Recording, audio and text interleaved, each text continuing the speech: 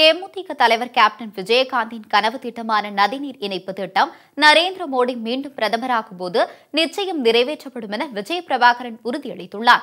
திருச்சி மக்களவைத் தொகுதி தேமுதிக வேட்பாளர் டாக்டர் இளங்கோவனை ஆதரித்து கேப்டன் விஜயகாந்தின் மூத்த மகன் விஜய பிரபாகரன் தீவிர பிரச்சாரத்தில் ஈடுபட்டார். பொன்மலை அடுத்த மேலகண்டார் கோட்டை மற்றும் உறையூர் உள்ளிட்ட பகுதிகளில் வாக்கு சேகரித்த பிரச்சாரத்தில் ஈடுபட்ட அவர் இந்த தேர்தலிலும் பிரதமர் நரேந்திர மோடியின் அலை வீசுவதாக பெருமிதம் தெரிவித்தார். மத்தியிலும் மாநிலத்திலும் ஒரே ஆட்சி இருந்தால்தான் தமிழகத்திற்கு தேவையான திட்டங்களை கேட்டு பெற முடியும் எனவும் தெரிவித்தார். கர்நாடகாவில் காங்கிரஸ் கட்சி டம்மியாக உள்ளதால் அந்த கட்சியால் தமிழகத்தின் முக்கிய பிரச்சனையான காவிரி பிரச்சனைக்கு தீர்வு காண முடியாது என உறுதியாக தெரிவித்தார். நம்மளுக்கு யாரு ஜெயிப்பாங்களோ அவங்க கூட இருந்தாதான் நம்ம நாட்டுக்கும் நம்ம மக்களுக்கும் நம்ம நல்லது செய்ய முடியும்.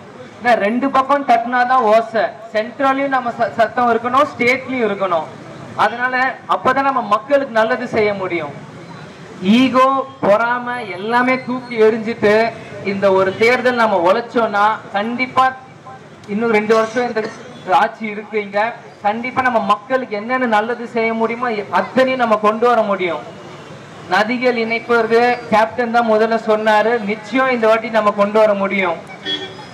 அது மட்டும் இல்லாம திருச்சியில மறைந்த முதல்வர் ஜெயலலிதா அம்மாவுக்கு ஒரு தனி கவனம் இருக்குன்னு சொல்லியிருப்பாங்க. ஏன்னா இந்த பெண்கள் ஓட்டு ரொம்ப ஜாஸ்தின்னு சொல்லியிருக்காங்க.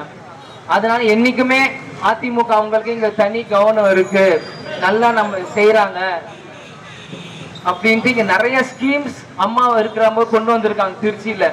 அது மட்டும் இல்லாம கேப்டன் முதல் மகளிர் மாநாடு நடத்தினதும் திருச்சியில தான். சோ மகளிர் சக்தி என்னன்னு திருச்சியில் இருக்கிறப்போ மகளிரோட ஆதரவு மிகவும் இந்த கூட்டணிக்கு தேவை. நிச்சயம் இங்க இருக்க லேடிஸ் இவ்வளவு பேர் வந்திருக்கீங்க, நிச்சயம் இந்த கூட்டணி ஜெயிக்கும் நான் நம்புறேன்.